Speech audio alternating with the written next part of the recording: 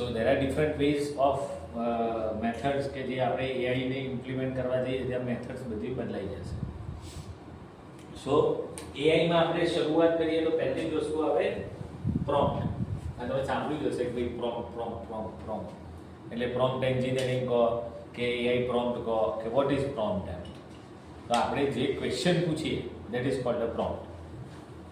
એને એઆઈની ભાષામાં આપણે પ્રોમ્પ્ટ કહેવાય. ભાઈ આપણે એને શું પૂછવું છે, ક્વેશ્ચન પૂછીએ, એક્શન કહીએ, ટાસ્ક કહીએ કે આઉટપુટ કહીએ, વોટ એવર જે ડિટેલ્સ આપણે અંદર ફીડ કરીએ કોઈ પણ એઆઈના ટૂલ્સમાં એને આપણે પ્રોમ્પ્ટ કહીશું. અને why that prompt needs to be structured.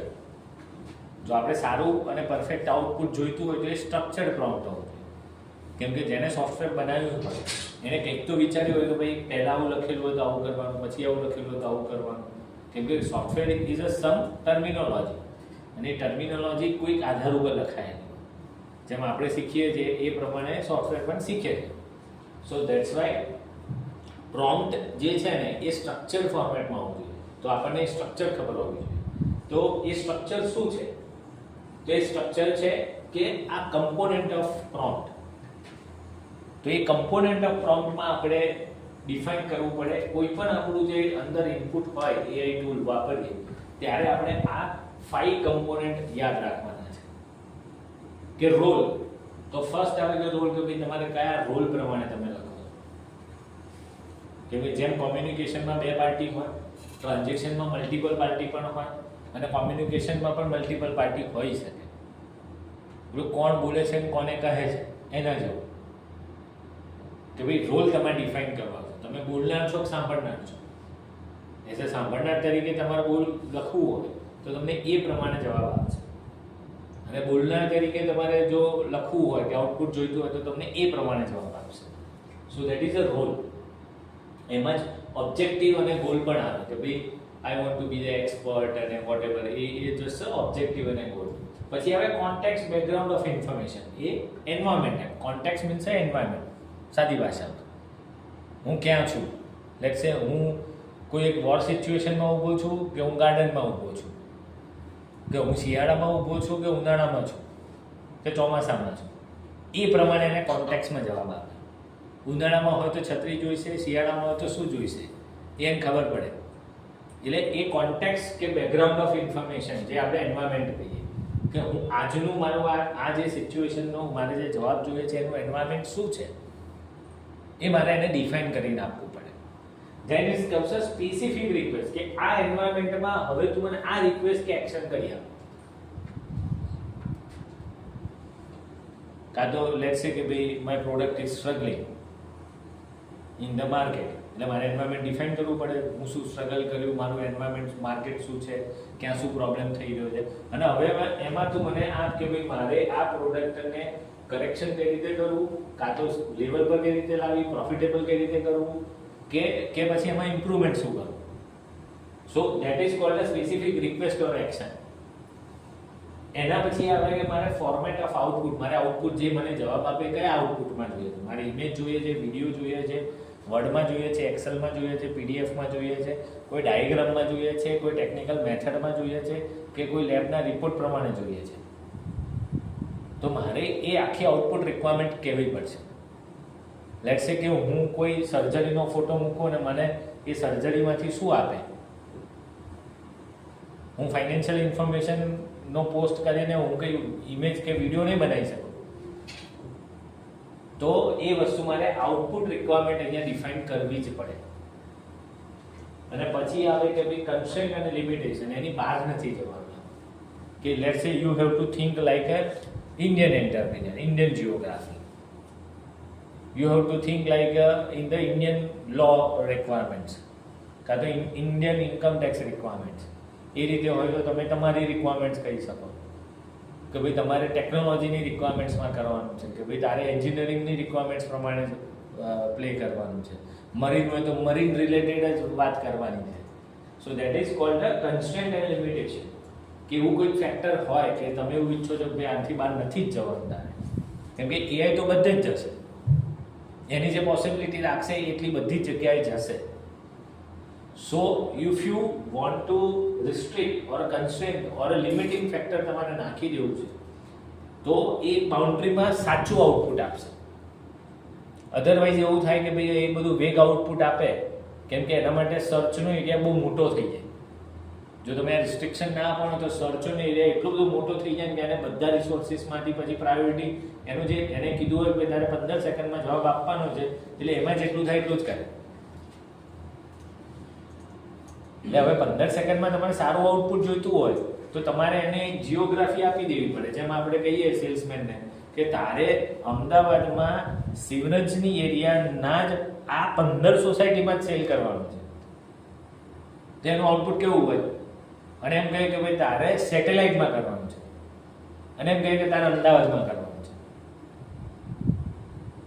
તો જેટલો ડિફાઇન્ડ સ્પેસિફિક, જે આપણે કહીએ ને કે specific is always a terrific, તો એ વસ્તુમાં આવી જાય.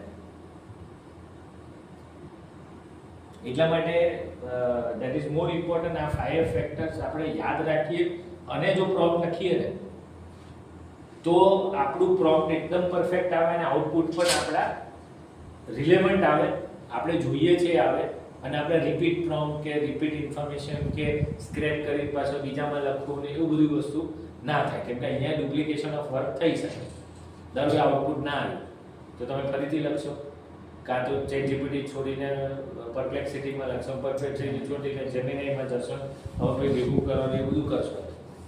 પણ ભાઈ એમાં તકલીફ નથી, પ્રોમ્પ્ટમાં તકલીફ છે. અને હવે તો સમજો કે જે અમુક તો એક જ ઇન્ફોર્મેશન પર કામ કરે છે પણ તોય જવાબ જુદો આપે, કેમ કે એમને લિમિટિંગ ફેક્ટર જે આપ્યું હોય કે 15 સેકન્ડ 20 સેકન્ડમાં જવાબ આપવાનો હોય, એટલે એ સર્ચ કરવાની મેથડ જે છે એ ઓછી કરી નાખે કે મારે 5 જ વસ્તુમાં સર્ચ કરવી. એના જે કોમ્પ્યુટિંગ હોય, જે વર્ડના કોમ્બિનેશન, જે NLM કે નેચરલ લેંગ્વેજ પ્રોસેસિંગ કે, તમે વિચારો કે AI જે છે ને એ કોઈ કોડિંગમાં નથી ભર્યું, એ લેંગ્વેજ પર ભર્યું છે. અને દરેક ઇમોશન કે દરેક ઇમેજને એમને લેંગ્વેજ તરીકે કોડિંગ કર્યું છે, લેંગ્વેજમાં કોડિંગ કરેલું છે, નોટ એની અધર મેથડ.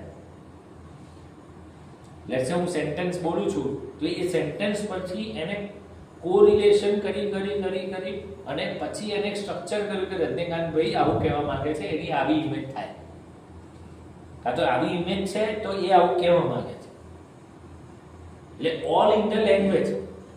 એટલે અત્યારે મેજોરિટી જે આપણા ઇન્ટરનેશનલ AI છે that are on English mother language. Mother language any English છે, એટલે આપણું દેશી ગુજરાતી કે અમુક વસ્તુ એ સમજી ના શકે, પણ જો એ જ ગુજરાતી મધર લેંગ્વેજમાં હોત તો પૂરેપૂરો ગુજરાતીનો આપણી ભાષાવાળો કે આપણા વિચારવાળો સાચો આન્સર મળે. ઇન્ડિયાનું પણ હવે આવી ગયું છે, એટલે સર્વમ કરીને છે કે જે ભાષીની પ્રોજેક્ટ છે ગુજરાત એટલે ઇન્ડિયન ગવર્મેન્ટનો, એમાં 12 લેંગ્વેજમાં એ મોડેલ આવી ગયા છે. એટલે તમે ગુજરાતી, હિન્દી, એવું મરાઠી તમે લખો તો તમને આપણું દેશી કલ્ચરનું વાળું હોય તો એ તમને જવાબ આપશે, તમને સાચો જ જવાબ આપશે. ટ્રાન્સલેશન કરો, લેટર લખવો છે, કોઈ રીડિંગ કરવું છે, ઇન્ટરપ્રિટેશન કરવું છે, તો એ સાચો જવાબ આપશે. આપણે તો અહીંયા જ્યારે પોસ્ટ કરીએ, ગુજરાતી પોસ્ટ કરીએ એટલે પેલું ગુજરાતીનું અંગ્રેજી થાય, અંગ્રેજીનું કોમ્પ્યુટ થાય, કોમ્પ્યુટથી પાછું અંગ્રેજી આવે, અંગ્રેજી પાછું ગુજરાતી કરે, બરોબર છે. આમાં ક્યાંય લેંગ્વેજનું ઇમ્પોર્ટન્સ રહ્યું જ નહીં, કેમ કે એને જે કોમ્પ્યુટ કર્યું તો ઇંગ્લિશ ટુ ઇંગ્લિશ કર્યું, ગુજરાતી કર્યું જ નથી. હવે ક્યારે એ પરફેક્ટ થાય કે જે લેંગ્વેજમાં શબ્દો વધારે હોય, જે લેંગ્વેજમાં શબ્દો વધારે હોય તો એ કોરિલેશન સાચી બને. જેમ આપણે કાકા કાકી, મામા માસીને સમજો કે આપણે કહીએ છીએ તો ગુજરાતીમાં આટલા બધા વેરિએશન છે પણ ઇંગ્લિશમાં ખાલી અંકલ છે. એટલે ઇંગ્લિશમાં બહુ જ વર્ડ્સ નથી, English is a new language કહેવાય, પણ જે ઓલ્ડ લેંગ્વેજો છે એમાં બહુ બધા વર્ડ્સ, કાના, માત્રા, બરોબર, ટપકું, આ બધામાં શબ્દના અનર્થ થઈ જતો હોય, અર્થનો અનર્થ આપણે કહીએ ને કે ભાઈ ખાલી કાનો માત્રામાં અર્થનો અનર્થ થઈ જાય, તો એ એના કારણે થાય છે. એટલા માટે જો શબ્દો વધારે વાળી લેંગ્વેજ આપણે ચૂઝ કરી હોય એઝ અ મધર લેંગ્વેજ તો આપણને રાઈટ આઉટપુટ આપી શકે, ડબલ મિનિંગ ના થાય, ખોટું ના સમજી શકે. ભાઈ મારે એવું ના કહેવું પડે અંકલ એટલે કોણ, કે ભાઈ માય ફાધર્સ બ્રધર, એવું ના કહેવું પડે. આપણે કાકા કહીએ એટલે હા ભાઈ ફાધર બ્રધરને જ કાકા કહેવાય, બીજા કાકા ના જ કહેવાય. એટલે that's why it is more important કે આપણે ત્યાં એ લેંગ્વેજનું પણ આપણને ખબર હોવી જોઈએ કે આપણે જ્યાં વાપરીએ છીએ અને આપણે જે કન્ટેન્ટ પ્રોસેસ કરાવીએ છીએ એ કઈ રીતે પ્રોસેસ થાય છે, કઈ લેંગ્વેજમાં પ્રોસેસ થાય. એટલે આપણને જે આઉટપુટ આવે ને એનું ખબર હોય કે પહેલેથી લિમિટેશન કે ભાઈ આ ઇંગ્લિશમાં જ બનેલું છે, ઇંગ્લિશને ગુજરાતી કરેલું છે. So I need to be really careful while delivering that as a final content.